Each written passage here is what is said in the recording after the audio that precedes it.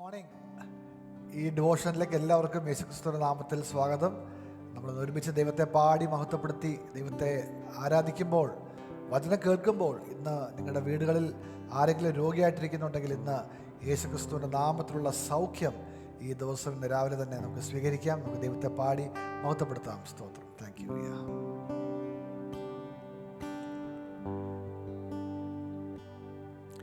I worship you, Almighty God. There is none like you. I worship you, O Prince of Peace. That is what I want to do. I give you praise, for you are my righteousness. I worship you, Almighty God. There is none like you. I worship you, Almighty God. There is none like you.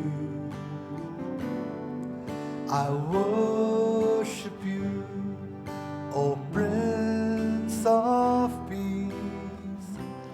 That is what I want to do. I give you praise, for you are my righteousness.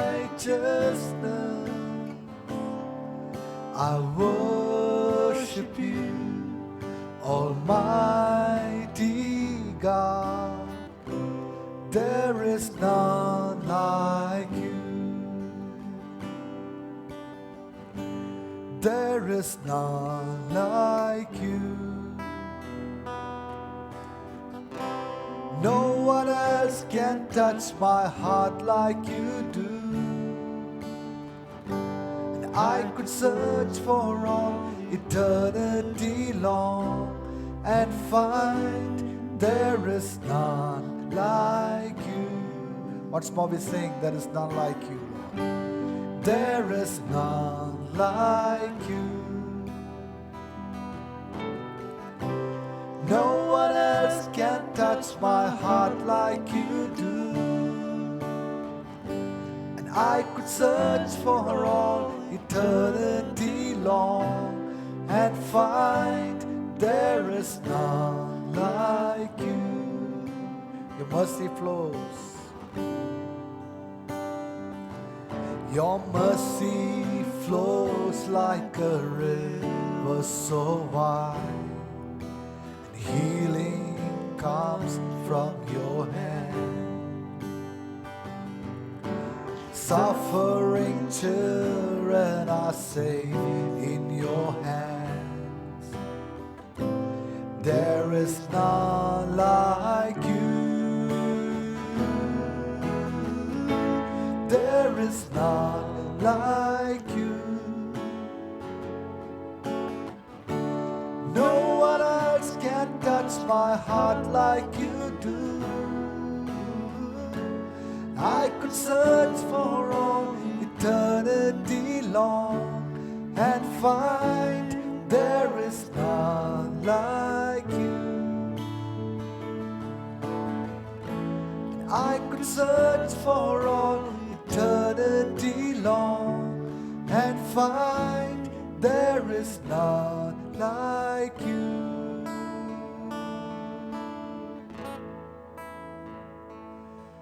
Yes, Heavenly Father, we thank you. There is none like you, Lord.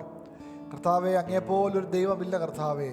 ഞങ്ങളുടെ ഏറ്റവും അടുത്തിരിക്കുന്ന, ഞങ്ങളുടെ കൂടെ ഇരിക്കുന്ന, ഞങ്ങളെ വിടുവിക്കുന്ന, ഞങ്ങളെ സൗഖ്യമാക്കുന്ന, ഞങ്ങൾക്ക് ശക്തി ജീവൻ തരുന്ന അങ്ങയുടെ വലിയ കൃപയ്ക്കായി ഞങ്ങൾ നന്ദിയോട് സ്തോത്രം ചെയ്യുന്നു.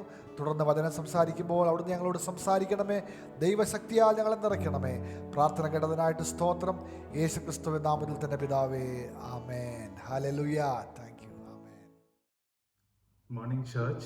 I thank and praise God for this wonderful opportunity He has given me to share about His Word. Today, I would like to talk on the reconciliation of God and the responsibility we should take for this wonderful act of reconciliation.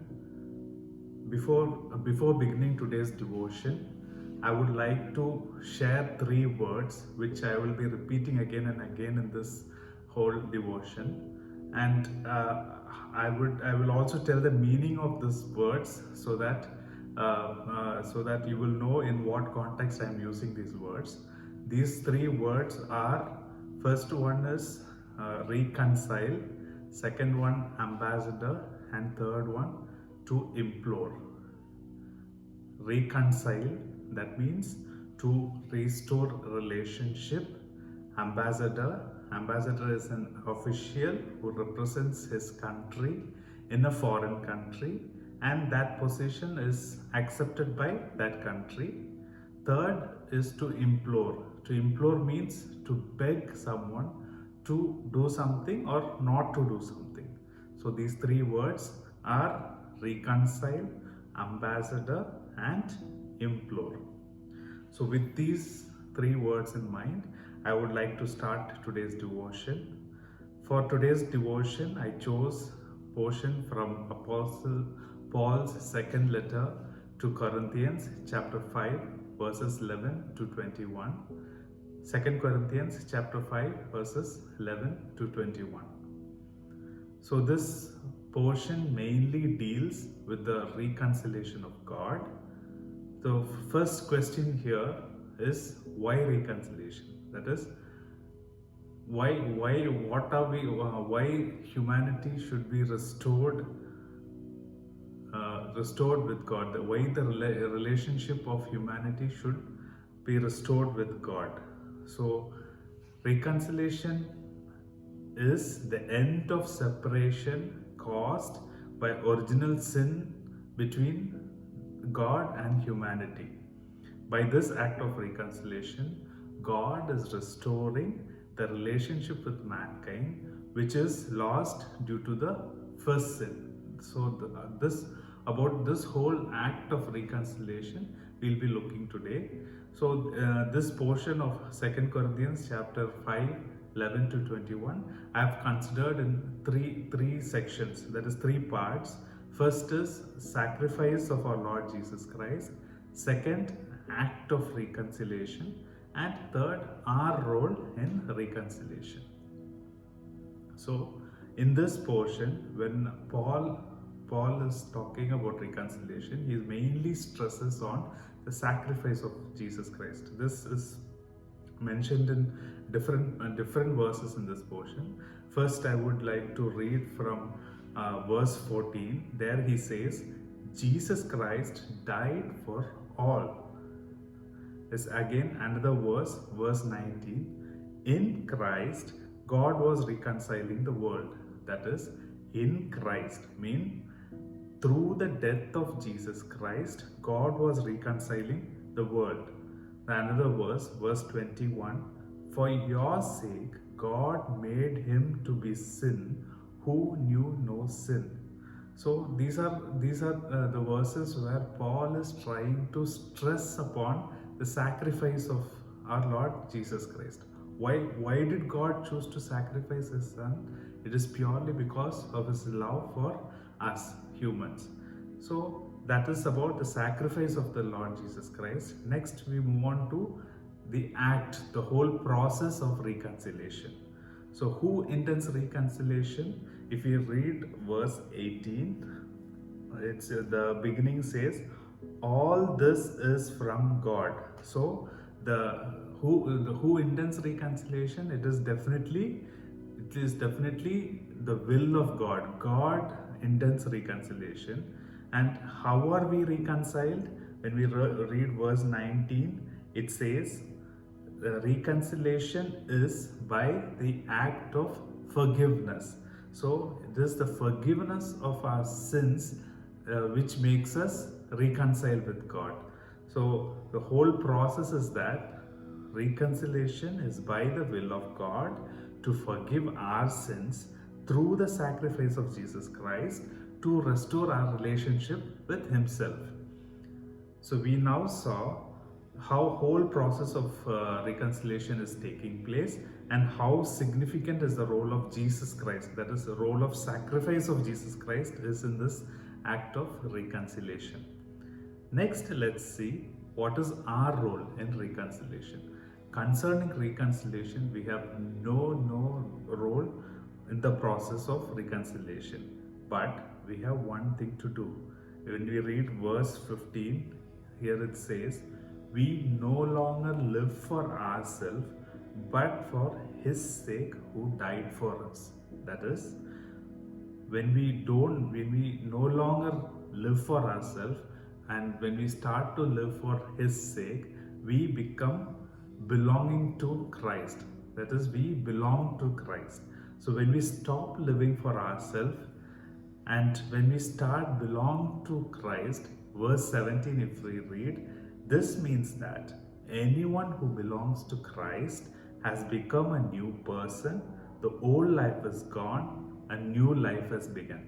So when we stop living for ourselves, when we become a new person, now what we are supposed to do? We are supposed to appeal to others as Paul was appealing to the Corinthian church. What was Paul appealing to the Corinthian church? If we read verse 20, he says he was appealing to be the ambassador of Jesus Christ, and he was imploring on behalf of Christ to be reconciled to God. That is, he was imploring the Corinthian church to become people who belong to Christ. So let's see we have already seen the characters of ambassador.